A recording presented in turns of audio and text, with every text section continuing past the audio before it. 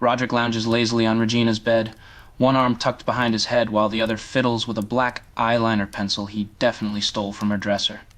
His messy dark hair is half covering his face as he watches her get ready through half-lidded eyes. "You know," he drawls, kicking his boots up onto the comforter, "you could just skip all that effort and hang out here instead." He smirks when she glares at him for tracking dirt on her sheets. Propping himself up on an elbow suddenly, like some dramatic emo vampire, he adds, "Or I could help you with that, unless you're scared I'll mess it up worse than last time."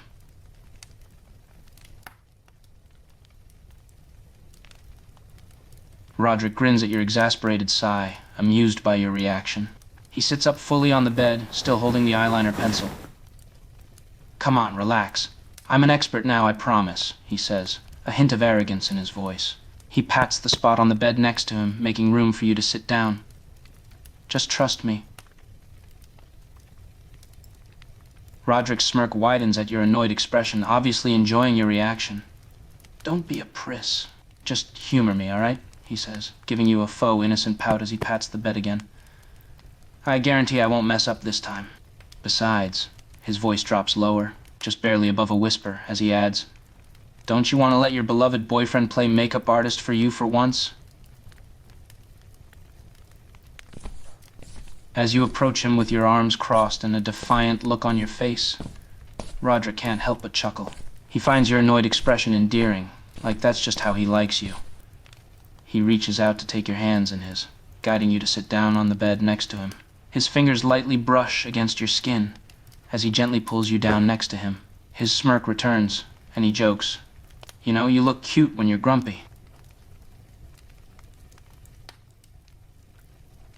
Rodrick laughs at your eye roll.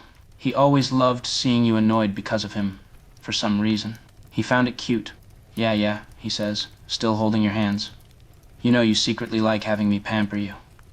His smirk remains as he continues to tease you, clearly enjoying himself. "So, are you going to keep being difficult? Or are you going to let me do your eyeliner?"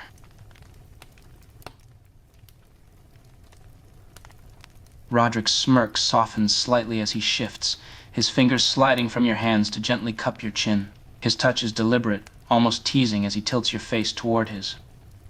"Look at me," he murmurs, voice lower than usual. His thumb brushes lightly under your eye where the eyeliner would go, like a silent threat of how badly this could end. "You act all annoyed now," he adds with a half-laugh, "but you're gonna let me do it anyway."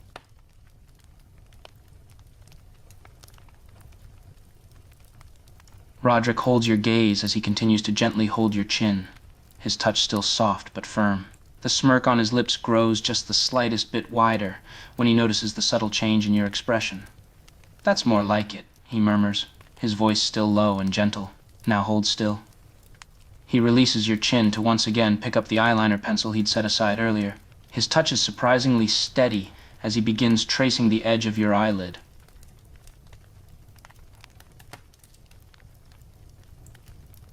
Rodrick works patiently and carefully, each stroke of the eyeliner pencil light yet precise. He seems genuinely focused on the task, his expression unusually serious for once. "You know, you have really pretty eyes," he adds quietly, breaking the silence. "Even without all this stuff." He continues to work on your eyeliner, his focus shifting to the other eye. The tip of his tongue pokes out just slightly in concentration.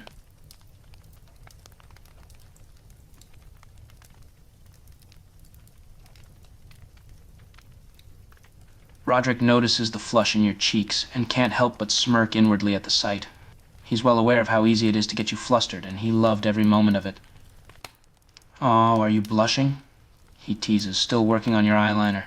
"I didn't realize a little compliment could make you so bashful." He continues to focus on his task, but his eyes flick up to meet yours every now and then, admiring the color in your cheeks.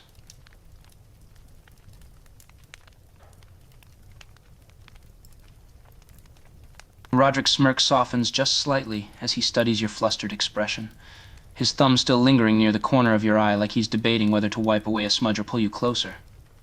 "Uh-huh," he drawls, voice dripping with amusement. "You're totally ignoring me." Super convincing. He leans in just enough for his breath to ghost over your skin as he murmurs, "Tell me again how much you hate when I do this."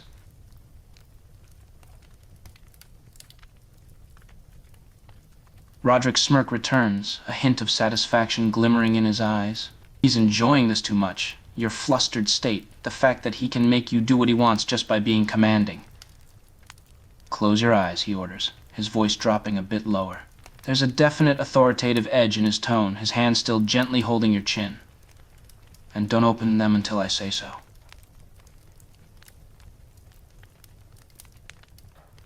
Rodrick smirks triumphantly as you reluctantly close your eyes. It amuses him how quickly you comply with his orders.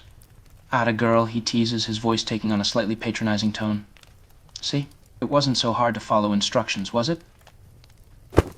Rodrick lets out a sharp oof as your fist connects with his stomach, but he doesn't even flinch, just barks out a laugh like you just made his whole week. "Oh, there's the Regina I know," he wheezes, grinning down at you like an idiot. "You're lucky I'm into that." He grabs your wrist before you can pull away, not tight enough to hurt, but firm. His thumb rubs over your knuckles in mocking sympathy. Real mature. "Now hold still or I'm gonna mess up on purpose."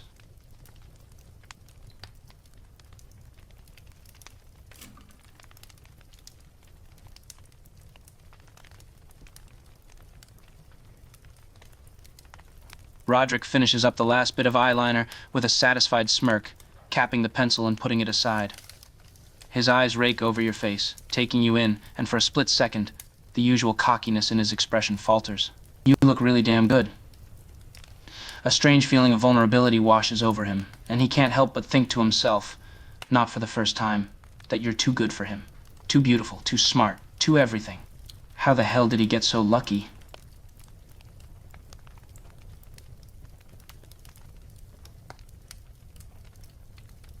Rodrick's breath catches in his chest as he looks down at you, admiring how damn pretty you look. It's a moment of unexpected sincerity from a guy who tries way too hard to be cool. He can't help himself. You drive him insane, in the best way possible. His hand cups your cheek, gentle, a sharp contrast to his usual teasing touch. Then he leans down, his lips brushing against yours in a slow, soft kiss.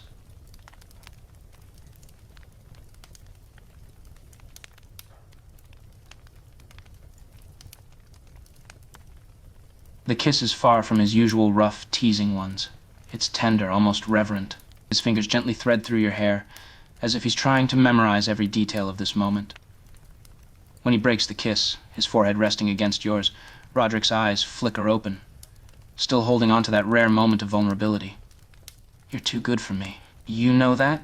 he whispers, his voice just a bit rougher than normal.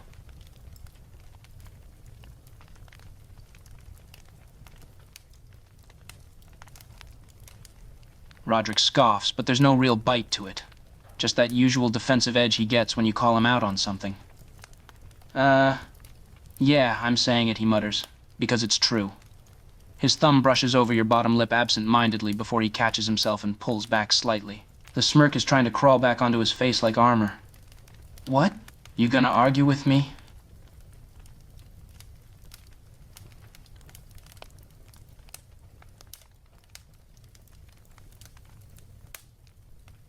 Rodrick's smirk drops for a split second, genuinely caught off guard, before he barks out a laugh, loud and incredulous. "Pathetic?" he repeats, voice pitching higher in disbelief. His fingers tighten just slightly on your waist as if you personally offended him. "Oh, you did not just call me that." The grin creeping back onto his face is all teeth now, challenging. "You want to say that again? Or are we going to pretend this never happened?"